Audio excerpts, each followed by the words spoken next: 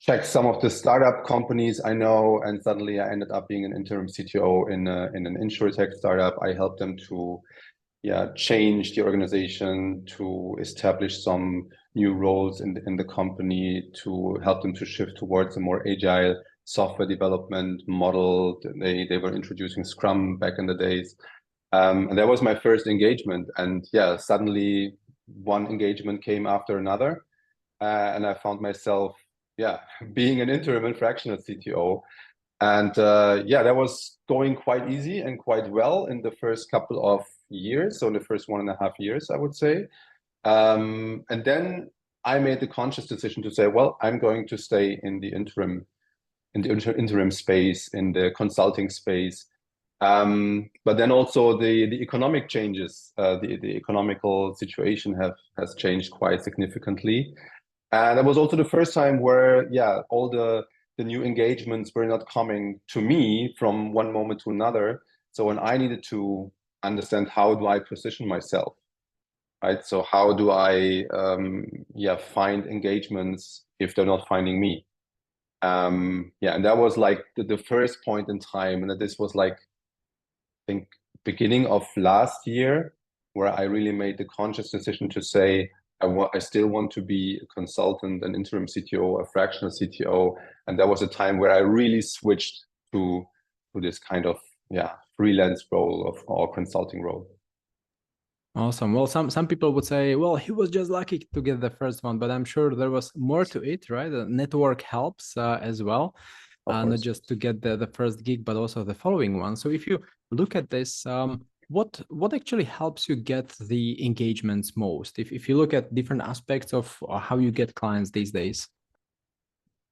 There are several aspects. So I was trying to find, so how do I position myself? So where is my target group? And my target groups are usually CEOs from software companies, or the recruiters from the software companies. So yes, of course, I need a website to appeal more professionally to the outside world. But usually my website, when I start a new website, it's unknown, right? So I need to promote the website. I need to make it public. Maybe I need to write some blog posts to optimize it for search engines, and so on and so on. But more important is, especially in the beginning, that you make yourself visible to the recruiters, to the service providers. So there are a couple of, not only a couple, there are dozens of service providers out there who are specialized in the executive search, who are specialized in the interim and the consulting space. And of course, you need to get into their databases. So you need to create a list of those agencies or individuals. You need to reach out to them. You need to make introductory calls, and position yourself with your qualities, with your experience and your expertise. And those two are important. So the own website and the service providers. But then there is also LinkedIn, right? Because these days everyone is on LinkedIn on the business side, and also the target group, the CEOs, they are on LinkedIn as well. So making yourself visible on LinkedIn and connecting to those people on LinkedIn, engaging with them, this is quite important. And I think my last engagements were coming from a mix of LinkedIn and the recruiters. So those are still the two most important, even though I think my website and my own presence is, in the long run, will become more important. But at the moment, it is something that you must have, but not for the purpose of getting some new engagements. Well, it's often interesting with these websites. We put so much energy into creating them, and then they get very little traffic, if any at all, right? But LinkedIn gets traffic by, naturally, organically. People go to LinkedIn, search every day. So it's great that you mentioned, being active on LinkedIn and also getting in front of the recruiters.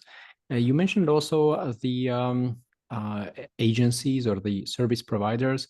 Is for them important to have certain focus or some specific experience or some background? Like how do they go about onboarding you as a partner?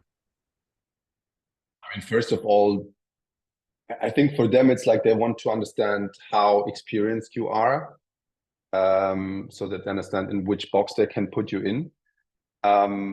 And then what qualifications you are, of course. But then it's like, for them, it's like the more the merrier. Of course, if they have a database with 1,000 fractional managers or interim managers, then it's much easier for them to adjust to the market needs of a new customer and to find a new interim CTO, CFO, whatsoever, relatively quickly. So, of course, if you are professional, if you have a lot of experience in your field, no matter if you're a developer who want to become a freelancer or an executive who want to become an interim CTO, CEO, CFO, like if you have some experience, that's okay for them. So they are not dropping you out of any list just because, yeah, I don't know, you answered one question wrong. So it's not like an interview process per se, but of course they want to qualify if you are a good addition to the database.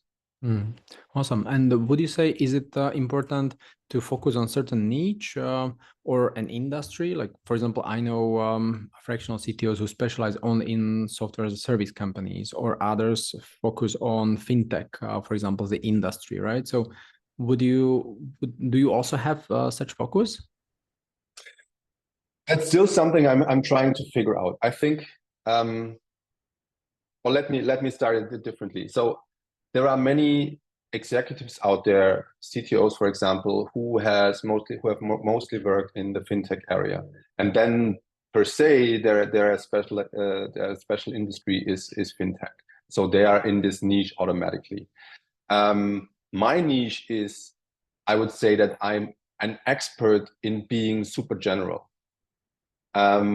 And I'm always trying to find a certain niche where I want to focus on, but then I also realize that I'm very, very good in switching contexts and adapting best practices and patterns from one industry and bringing it to another.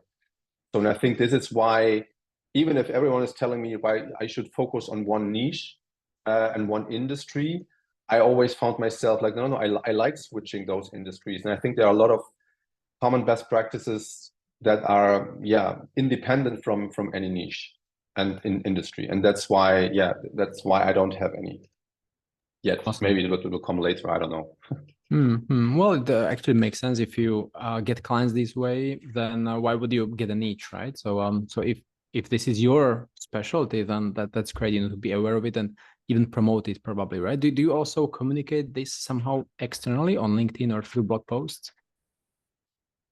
I think when you look at my posts on LinkedIn or on my website, that you would see that, of course, I'm specialized in the technology area and I position myself as an interim and fractional CTO. But regardless of those two fields, like there is a lot of, I can be in any field, like from fintech to insurtech to e-commerce to B2B SaaS companies. And I already worked in all those industries. So I have experience in all those fields. And yeah, of course, I'm not writing in every statement and sentence that, yeah, I'm doing everything. And I also know that many people see this as like something that disqualifies you from becoming a CTO in a certain area. But for me, being this kind of super jack of all trades, that's who I am actually. Awesome. Okay. And are there some other aspects of your experience, or maybe some of the activities that you're conducting, something that helps you get clients besides the activity? So mostly engaging on LinkedIn. That's my most time-consuming activity. So I'm writing content on LinkedIn or providing content on LinkedIn like 3 times a week at least. And of course, that takes time. I have not outsourced this, so all the content is by myself so far. And yeah, that is making that why am I doing it? Because it's still, I mean, if I'm working like 8 to 8 or 10 hours per day for a client, and in the evening I'm sitting there and writing blog posts or content for LinkedIn, why am I doing this? Because I want to be visible. And I know that as an interim CTO, so most of the companies I'm connected to at this very moment in time, they do not need an interim CTO, right? But maybe at some point in time in the future, they do. And at this point in time, I want to be present in the back of the heads of the CEOs. They should remember who I am, what I'm doing, what kind of leadership qualities I could bring to the organization, or experience and expertise I could bring to the organization. And that's why I try to be visible to them all the time, so that whenever this kind of opportunity arises, that they always think about me. It's Maybe that's a bit naive, I don't know, but that's Mhm. part of my strategy and game plan. Yeah, well, I guess this content marketing works in the long run, so it's great to see that you are also doing it. And if there are some people who are now wondering, okay, how do I get my first gig, my first job, and um, how long does it take for you, for example, to keep posting and keep engaging with prospective clients until they convert? You know, what's the average lead time, if we can, say so? That totally depends. If they're coming, if recruiters are contacting you, then it can go quite quickly. So it can take like 1, 2, 3 weeks, because those companies are usually in a hurry. Maybe their CTO left and they need a replacement, a temporary replacement. It's clear that it's only temporary, so then the whole recruiting process is shorter. Of course, that's going quite swiftly. On the other hand, if you are engaging on a regular or unregular basis with some of the CEOs on LinkedIn, or maybe you already met them and you have some meetings here and there, then maybe you have a conversation like half a year ago, and then suddenly 6 months later, 9 months later, they're getting back to you, and suddenly they need you for maybe agile transformation. Yeah. And so you cannot really measure it, but usually it's like when the recruiters are getting back to you, it's faster, it's easier, and everything that you are building up on LinkedIn, or that's more sustainable, more long run, but also more interesting, I have to say. Yeah. And if you look at your standard average week, yeah, you could work, let's say, 50 hours or 60 hours, probably, if there is something really, important, or maybe just 40. So how many hours per week do you dedicate to content production and marketing and outreach on LinkedIn and all these activities that you enumerated? I'm just kind of thinking about the people who are now wondering, okay, I will make the switch and I'll work 8 hours for the client, and then, or maybe 10, and then I need to allocate additional time for all these other activities, right? It also depends on how much time you want to spend, right? If you're already in engagement, then you do not have the necessary urgency to like spend additional 5 hours per day in cold outreach calls, or writing content on LinkedIn.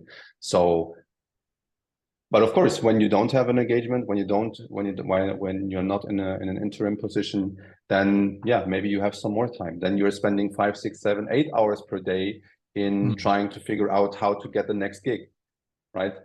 So that all depends. It depends on how eagerly you want your next job or your next client.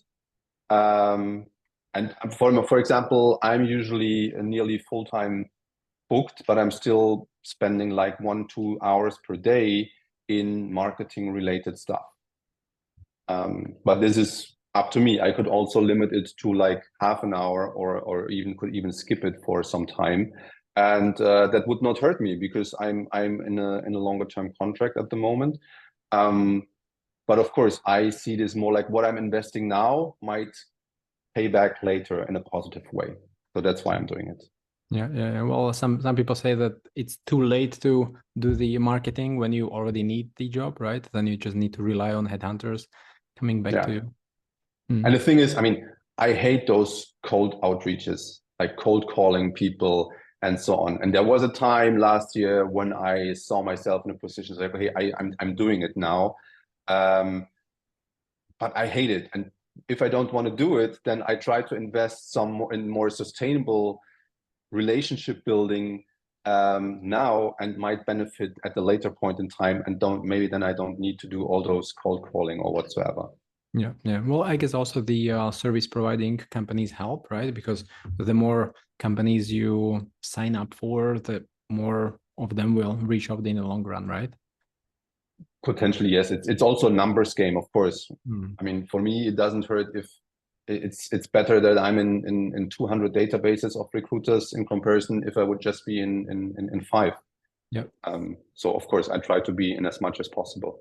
Mm. It's really good that you mentioned the databases that someone like you can actually sign up to, because often people just think about LinkedIn and being active on LinkedIn, but now a whole new world of prospective clients, or these are not clients, these are proxies, right? They open up for you. Exactly. Awesome. And what is next when you get a prospective client? You need to pitch your services, right? What are some of the aspects that those clients, prospective clients, they value most? Like, what are the selling points that you as a fractional CTO can say that you bring to the table?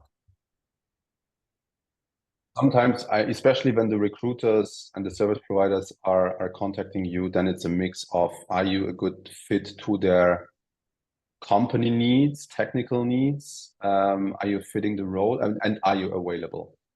And are you a good fit to the company culture? So, of course, the recruiting process is, quite shorter than a usual CTO or executive recruiting process if they are only looking for an interim manager.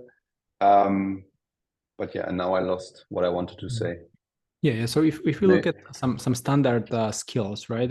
Like, I'm not saying everyone can, but a lot of people out there can manage technical teams. A lot of people can work with software architects and migrate to cloud or organize agile transformation, right? Like, these are, well, I'm not saying easy skills, right? Of course, by any chance, but I mean like senior people who have been in IT for several years, right? But for some reason they choose you or some other fractional CTO. So what are some additional reasons on top of the kind of baseline?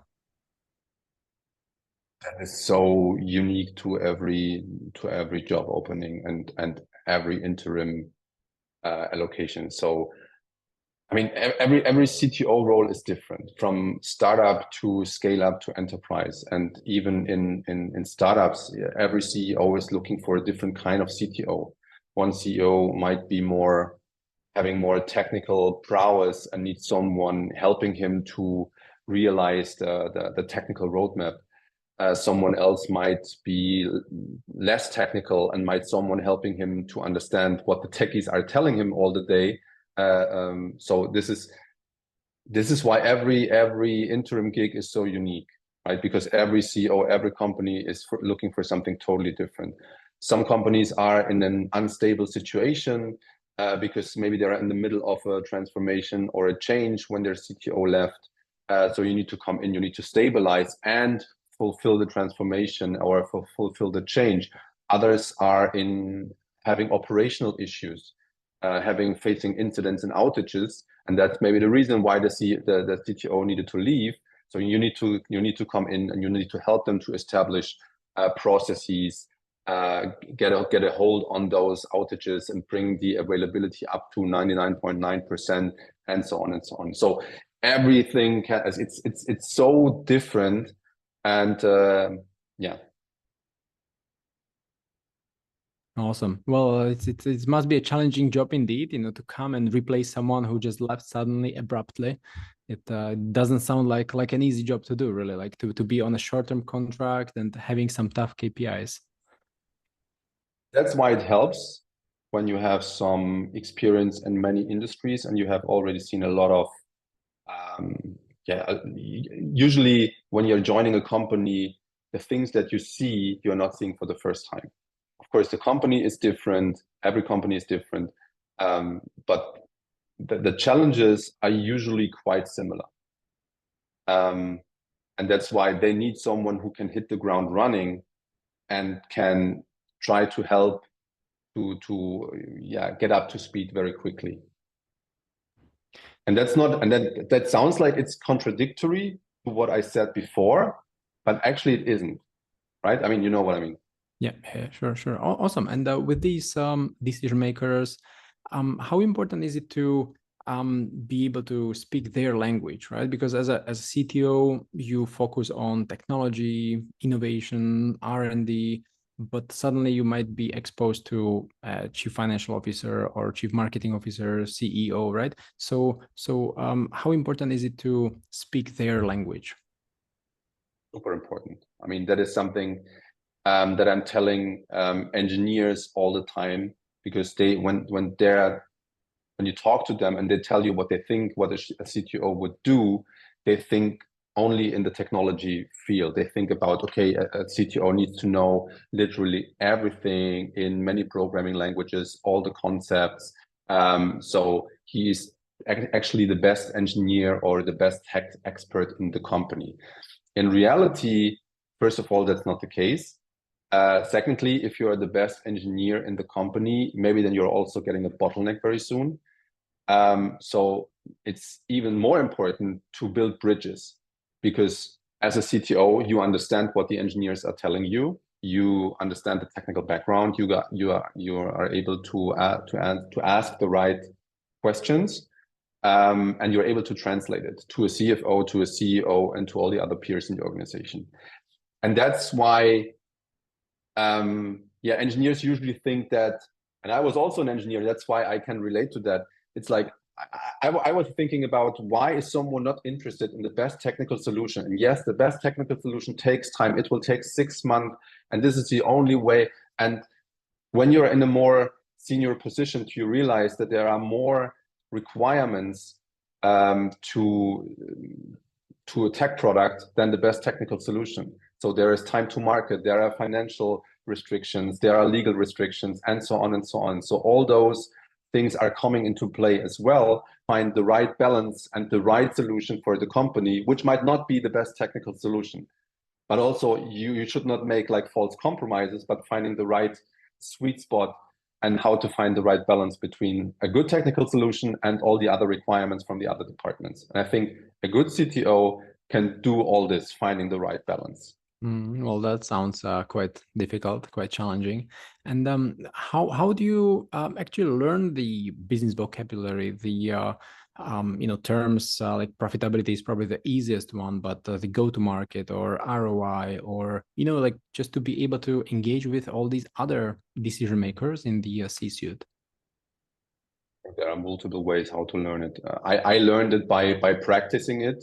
So of course, the moment you put yourself into situations where not only your technical qualities are expected, and this is all the time the case when you are getting into leadership positions, that is the moment when there is more expected from you than only the technical prowess.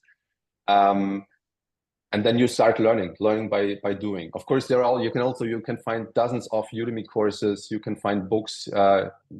Best case is maybe you have a mentor who can help you learning those things and help you getting there. But in practice, most of the people, they learn by doing, especially those who are coming from a more technical engineering related sector and are aiming for a leadership role. They learn by doing, and also learn by failing. Well, some people also embark on this executive MBA journey. So would you say this education is also important for a role of the fractional CTO, or if that's rather a corporate style of the education? I don't know actually. Why? Because I think executive MBA can lift you up quite significantly and also open new doors. It's also usually quite expensive. So, and most of the people I met in the industry, in the interim space, in the consulting space, most of them, they do not have an executive MBA. Yeah. But it doesn't mean that this is worthless, or it's like, but it's like in practice, most of the people don't do it. So if we flip this question, then what do you think are the prerequisites to become a fractional CTO? The prerequisites. I mean, first of all, you should have already had some experience in leadership roles. It doesn't necessarily need to be a CTO role. You can also be a director or a VP or any kind of tech leader in an organization, because even though the title is CTO, CTO doesn't mean CTO in it's not the same in any company. So in one company, no, let's start over again. Can you rephrase the question, please? Yeah, so I was asking, so if we flip this question, what are the prerequisites to becoming a CTO? Because there may be someone who is now listening to this podcast, is a VP of engineering or probably a CTO in a smaller organization, smaller startup, and he or she is thinking, okay, how do I know I can do this? Because there is no certification, right, for a fractional CTO. There is no, or maybe there is, but what do you think based on your experience? So first of all, you can always try it out, and you will never know for sure when you are switching from a full-time employment role to a freelance role as an interim CTO that you will be able to make it.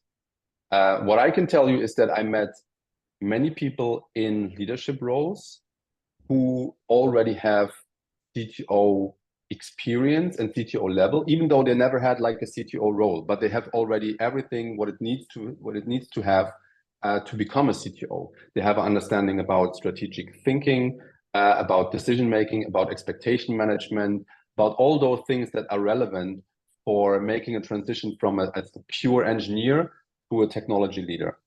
And a CTO in a startup can be more engineering focused and more hands-on engineering focused in comparison to a director of engineering in a bigger company who is much more involved in strategic decision making and who has more teams under his control, so to say, than a CTO in startups. Even though those are two different titles, and when you look on it on the paper, like the CTO role is the higher role than the director role, right? So that's why there is no black and white binary decision that you can make to understand if someone already has all the qualifications and qualities for becoming a CTO. Usually, most of the people I met, they came to a point in their career where they knew that they have everything they need to have so that they can make this step, and most of them were right when they made the step. Yeah, awesome. And we are always talking about a CTO role, fractional CTO, but there are also other titles such as a CIO, right? Chief Information Officer. So have you also seen fractional CIOs? Is that a thing? Sure. Yeah, of course. I mean, I have seen fractionals, no, not fractional, interim CEOs. I haven't seen fractional CEOs. But of course, fractional is only like a part of being interim, right? So you're an interim CEO, but not on a full-time scale, but maybe 2 days per week. So yes, I have seen fractional CFOs, I have seen fractional CIOs, fractional CTOs, and so on. So this term fractional is still relatively new. It feels like it's relatively new. And most of the people still think about interim and not fractional. But it actually doesn't, I mean, it's not only about CTOs, it's about all executive roles can become interim and fractional.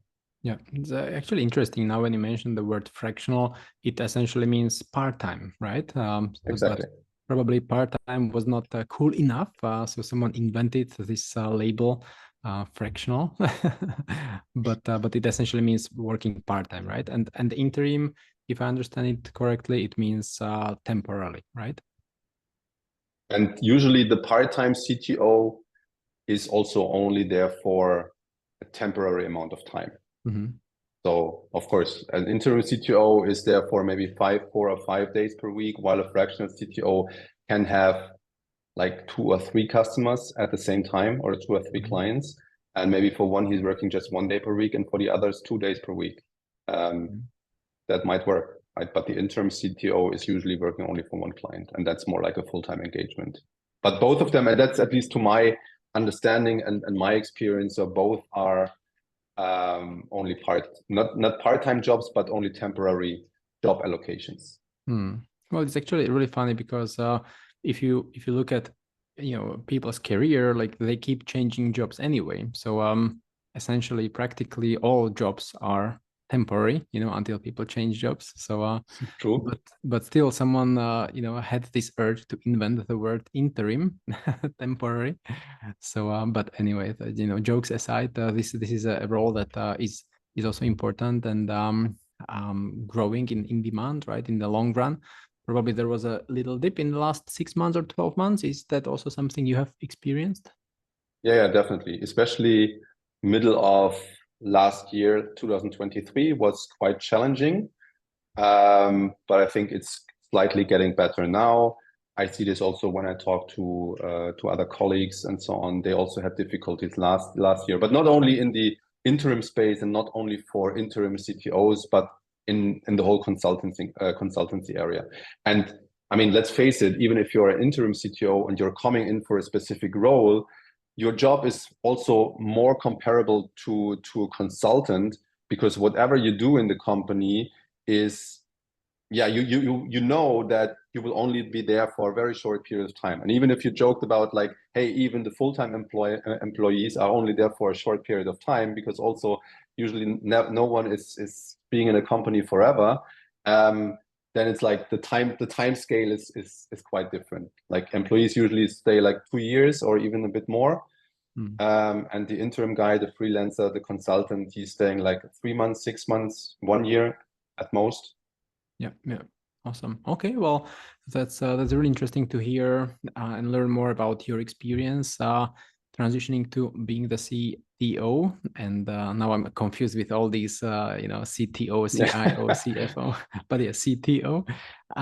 So if there is someone listening and wondering whether to become a fractional CTO or when is the best time, or has some concerns, is there any last advice that you would like to give to this person before we wrap it up?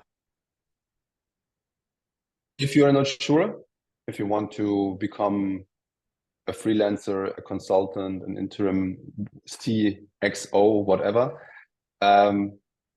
either you know already deep in your heart that you want to do it, and then just go for it, try it out, or advice, right? There are people like you or me who already made those transitions by ourselves, who can support them in the transition period, and can help them to also find their first jobs. And I think that's the most essential part for them. So when they are able to sign their first client, so getting to this point, like this is the hardest part. And it is depending on so many factors, how quickly this can go. Like the economical situations, then how you represent yourself in the outside market, are your qualities needed at this point in time, and so on and so on. So it can take like a couple of weeks, it can take like a couple of months.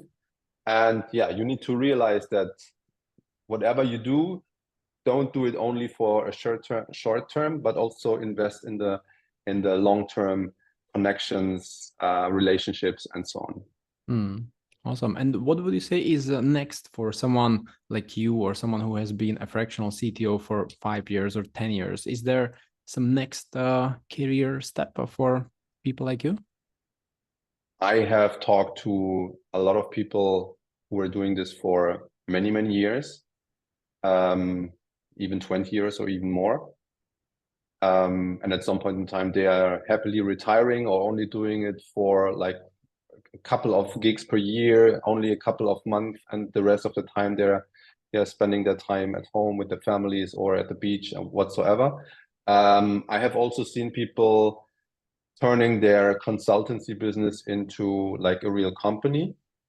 Or some people, they switched over again to a full-time employment role. They were in an interim role and the company was so good, and they got an offer they cannot refuse. So they decided to stay. That's quite rare, I would